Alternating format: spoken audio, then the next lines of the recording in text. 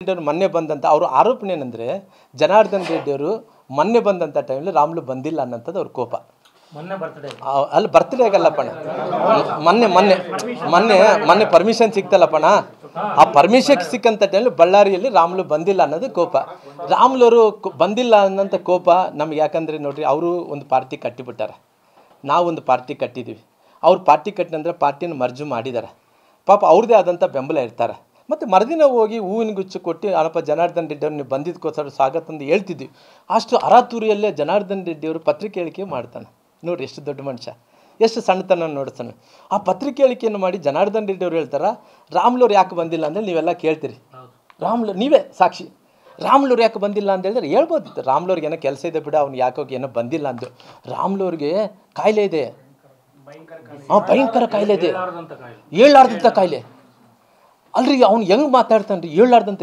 ನನ್ನ ಮನೇಲಿ ಕುಟುಂಬಸ್ಥರು ನಾವು ಕೊಟ್ಟರು, ನಾನು ಬೇಕಾದಂಥ ನಾನು ರಾಮುಲು ಅಂದರೆ ಸಣ್ಣ ಮನುಷ್ಯ ನೋಡಿ, ಬೀದರಿಂದ ಫೋನ್ ಮಾಡ್ತಾರೆ, ರಾಮುಲವ್ರು ಚಲೋ ಇಲ್ಲ ಅಂತಲ್ರಿ, ರಾಮುಲವ್ರು ಚಲೋ ಇಲ್ಲ ಅಂತಲ್ರಿ, ರಾಮುಲವ್ರು ಚಲೋ ಇಲ್ಲ ಅಂತಲ್ರಿ. ಅವ್ರು ಎಲ್ಲರೂ ಫೋನ್ ಮಾಡ್ತಾರೆ, ಜನಾರ್ದನ್ ರೆಡ್ಡಿ ಹೇಳ್ಬಿಟ್ಟು ರಾಮುಲವ್ರು ಚಲೋ ಇಲ್ಲ ಅಂತಂದೇಳಿ ಆ ರೀತಿ ಬಹಿರಂಗವಾಗಿ.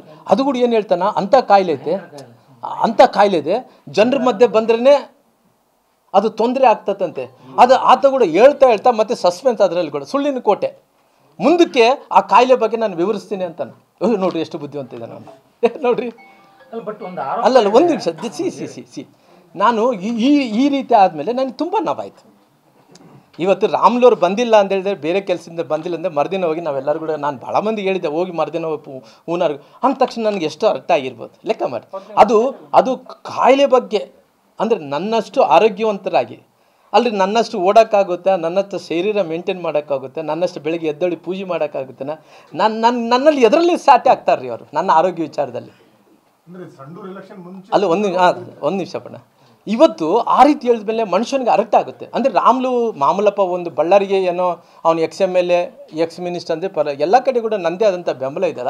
ಎಲ್ಲರೂ ಫೋನ್ ಮಾಡಿದ್ರು ಅವ್ನು ಬಾಯಿ ಯಾರು ಮುಚ್ಚಿಸ್ತಾರ, ಅವ್ನು ಬಾಯಿ ಯಾರು ಮುಚ್ಚಿಸಲ್ಲ. ಯಾಕಂದರೆ ಸುಳ್ಳಿನ ಮೇಲೆ ಕೋಟೆ ಇಟ್ಕೊಂಡು ಬಂದಾನ ಅವ್ನು ಬಾಯಿ ಯಾರು ಮುಚ್ಚಿಸೋಕ್ಕಾಗುತ್ತೆ. ಅವನು ಇವತ್ತು ಕೂಡ ಬಿಡಲ್ಲ. ಆ ಚಾಳಿ ಎಲ್ಲದೇನಪ್ಪ, ಎಲ್ಲರನ್ನ ಮುಗಿಸೋಂಥ ಪ್ರಯತ್ನ. ರಾಜಕಾರಣದಲ್ಲಿ ಯಾರು ಮುಗಿಸ್ಬೇಕಾದ್ರೆ ಜನ ಮುಗಿಸ್ಬೇಕಾಗಿದೆ. ಅವತ್ತು ನನಗೆ ಸಿಟ್ಟು ಬಂದಿರೋಂಥದ್ದು ನಿಜ. ಅವನೇನೋ ಅಕಸ್ಮಿತವಾಗಿ ದೊಡ್ಡ ಮನುಷ್ಯನಾಗಿ, ಇಲ್ಲಪ್ಪ ರಾಮುಲು ನೀನು ಆರೋಗ್ಯ ಸರಿ ಇಲ್ಲ ಅನ್ನೋದಕ್ಕಿಂತ, ಇಲ್ಲಪ್ಪ ಏನೋ ಬಿಜಿ ಇದೆ ಬಂದಿಲ್ಲ ಅಂದರೆ ಭಾಳ ದೊಡ್ಡ ಮನುಷ್ಯ ಆಗ್ತಿದ್ದ ಅವನು. ಅಣ್ಣ ಸಣ್ಣ ಮನಸ್ಸು ಅನ್ನೋದಣ್ಣ. ಅಣ್ಣ ನೋಡೋಣ, ಮನಸ್ಸಲ್ಲಿ ಒಬ್ಬ ಅಣ್ಣ ತಮ್ಮಂದಿರಾಗಿರ್ಬೋದು, ಸ್ನೇಹಿತರಾಗಿರ್ಬೋದು, ಆ ಮನಸ್ಸು ಪರದೆ ಬರೋಕ್ಕೆ, ವೈಮನುಷ್ಯ ಬರಲಿಕ್ಕೆ ಎಷ್ಟು ಕಾರಣ. ಒಂದು ಸಣ್ಣ ಅಣ್ಣ ನಾವು ಎಲ್ಲನೋ ಒಂದು ಕಡೆ ಈ ಹಾಲಲ್ಲಿ ಸ್ವಲ್ಪ ಹುಳಿ ಹಾಕಿದ್ರೆ ಕೆಟ್ಟ ಹೋಗ್ತತ್ತಲ್ಲಪ್ಪ, ಮೊಸರಲ್ಲಿ ಅಲ್ಲ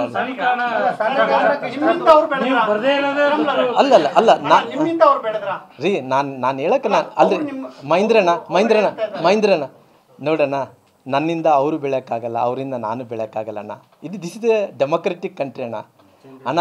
ಜನರು ಪ್ರತಿನಿಧಿಸುವಂಥ ಈ ದೇಶ ಅಣ್ಣ.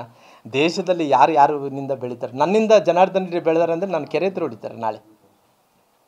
ನಾನು ಜನಾರ್ದನ್ ರೆಡ್ಡಿ ಅವರು ಅವರಿಂದ ಬೆಳೆದೀನಿ ಅಂದರೆ ಜನರು ಯಾರು ಒಪ್ಪಲ್ಲಪ್ಪ.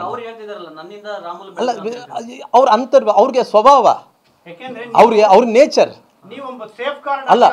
ಅಲ್ರಿ, ಅವರು ಹಳೆ ರೆಕಾರ್ಡ್ಸ್ ತೆಗೆದು ನೋಡ್ರಿ. ಒಂದು ನಿಮಿಷ ಅಣ್ಣ ಮಹೇಂದ್ರಣ್ಣ, ಹಳೆ ರೆಕಾರ್ಡ್ಸ್ ನೋಡ್ರಿ ಅಣ್ಣ, ಹಳೆ ರೆಕಾರ್ಡ್ಸ್ ತೆಗೆದು ನೋಡಿ. BJP ಸರ್ಕಾರ ಬಂದಿದೆ ನನ್ನಿಂದ ಅಂತಾನ, ಪ್ರೈಮ್ ಮಿನಿಸ್ಟರ್ ಆಗಿದೆ ನರೇಂದ್ರ ಮೋದಿಜಿಯವರು ನನ್ನಿಂದ ಅಂತಾನ, ನಾಳೆ ಈ ಪಾರ್ಟಿ ಮತ್ತೆ ಪುನಃ ಅಧಿಕಾರಕ್ಕೆ ಬರಲಿ ನನ್ನಿಂದ ಅಂತಾನ.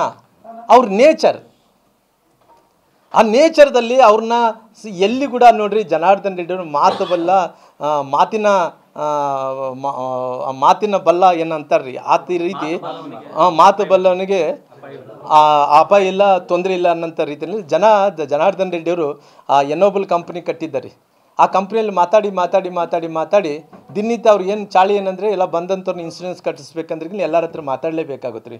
ಮಾತಾಡಿ ಅಭ್ಯಾಸ ಆಗಿ ರಾಜಕಾರಣದಲ್ಲಿ ಕೂಡ ಮಾತಾಡಿದರೆ ಯಾವುದು ಸತ್ಯ ಯಾವುದು ಸುಳ್ಳು ಅಂತೇಳಿ ಅರ್ಥ ಮಾಡ್ಕೊಂಡಂಥ ಮಂದಿದ್ದಾರೆ ರೀ.